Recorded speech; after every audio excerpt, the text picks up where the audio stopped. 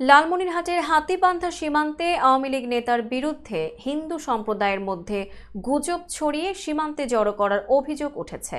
গোপন খুদে বার্তা ও সামাজিক যোগাযোগ মাধ্যম ফেসবুকে কৌশলে ভারতীয় নেতারা সীমান্তে এসে হিন্দুদের সঙ্গে কথা বলবেন এবং ভারতে নেয়ার ব্যবস্থা করবেন এমন গুজব ছড়িয়ে দেয়া হয়।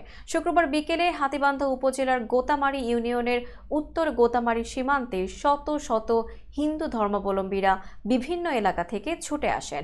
অভিযোগ উঠেছে ওই এলাকায় হাতীবান্ধা উপজেলা আওয়ামী লীগের সভাপতি ও উপজেলা চেয়ারম্যান হোসেন বাচ্চুর শ্বশুর বাড়ি। সরকার পতনের দিন থেকে তিনি ওই এলাকায় রয়েছেন।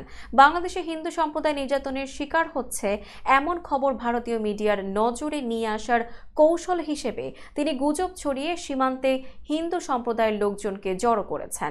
এছাড়াও ওই এলাকার হিন্দু সম্প্রদায়ের লোকজনের ওপর হামলা হচ্ছে এমন দাবি তুলে বৃহস্পতিবার তার লোকজন দিয়ে তিনি মানববন্ধন করারও চেষ্টা করেন। পরে উদ্ভূত পরিস্থিতিতে লালমনিরহাট জেলা প্রশাসক মোহাম্মদ উল্লাহ ও পুলিশ সুপার সাইফুল ইসলাম সহ বিএনপি জামায়াতের স্থানীয় নেতারা ঘটনাস্থলে উপস্থিত হয়ে হিন্দু সম্প্রদায়ের লোকজনের সঙ্গে কথা বলে তাদের বাড়িতে পাঠিয়ে দেন। গোতামারি ইউনিয়ন পরিষদের সাবেক চেয়ারম্যান আবুল কাশেম মিয়া বলেন, দলে দলে লোকজন সীমান্তে কাঁটাতারের বেড়ার দিকে যাচ্ছে। তাদের সঙ্গে কথা বললে তারা জানান ভারতীয় নেতারা কাঁটাতারের বেড়ার কাছে এসেছে বাংলাদেশি নির্যাতিত হিন্দুদের সঙ্গে কথা বলবেন বলে, সেই কারণে তারা এসেছেন। কিন্তু ঘটনাস্থলে গিয়ে দেখি পুরোটাই গুজব। ভারতীয় বিএসএফ ছাড়া কেউই ছিল না সেখানে।